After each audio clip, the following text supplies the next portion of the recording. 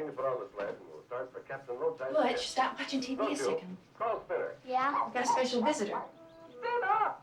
Spinner!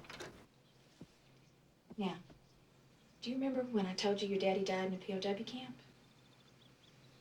Well, this here is Captain Coons.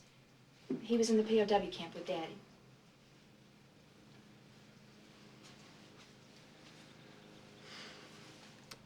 Hello, little man.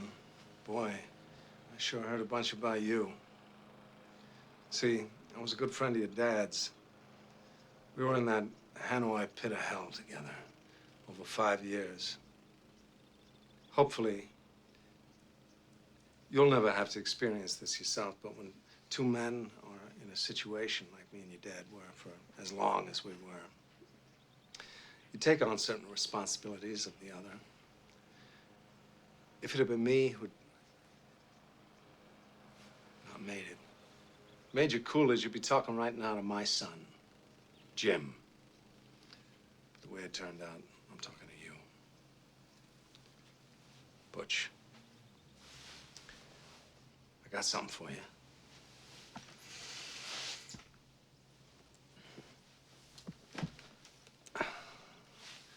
This watch I got here was first purchased by your great-grandfather during the First World War. It was bought in a little general store in Knoxville, Tennessee. Made by the first company to make wristwatches. Up till then, people just carried pocket watches. It was bought by Private Doughboy Orion Coolidge on the day he set sail for Paris.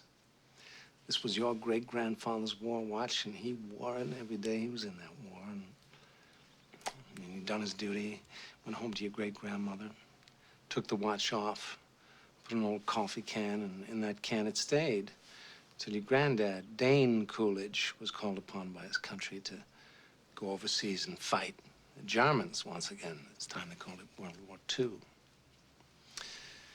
Great-grandfather gave this watch to your granddad for good luck. Unfortunately, Dane's luck wasn't as good as his old man's. Dane was a Marine, and he was killed, along with all the other Marines at the Battle of Wake Island. Granddad was facing death. He knew it. None of those boys had any illusions about ever leaving that island alive, so 3 days before the Japanese took the island, your granddad asked a gunner on an Air Force transport named Wanaki, man he'd never met before in his life, to deliver to his infant son, who he'd never seen in the flesh, his gold watch. 3 days later, your granddad was dead, but Wanaki kept his word. After the war was over, he paid a visit to your grandmother, delivering to your infant father his dad's gold watch. This watch.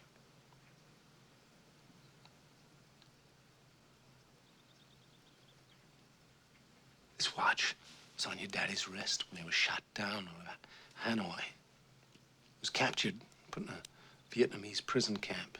He knew that if the gooks ever saw the watch, it'd be confiscated, taken away. The way your dad looked at it, this watch was your birthright. You'd be damned if any slope's gonna put the greasy yellow hands on his boy's birthright, so he hid it. In one place he knew he could hide something, his ass. 5 long years he wore this watch, up his ass. Then he died of dysentery. He gave me the watch. I hid this uncomfortable hunk of metal up my ass 2 years. Then, after 7 years, I was sent home to my family. And now, little man, I give the watch to you.